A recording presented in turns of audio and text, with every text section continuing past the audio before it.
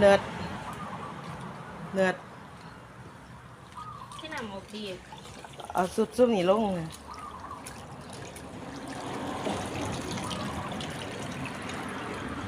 กลับบ้านค่ะวันที่29มหาใดเด้อจ้ะจะสุดเลียวไกลได้แพ้วดาวเผาเดือนซักสุดแล้วเอียเบิ่งสิน่ะเอาลงอีกกันเอาซุ่มสีนั้นลงมาอีกนี่มาเอาลงไหมนี่เอาลงมาแซ่เลย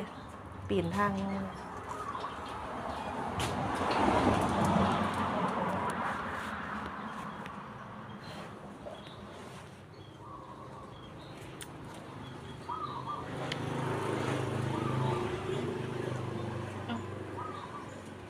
สุดบ่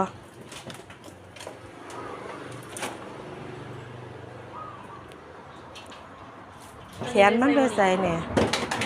แขนสีแดงมันไปใส่ซุ่มนั้นมันน่าได้ใส่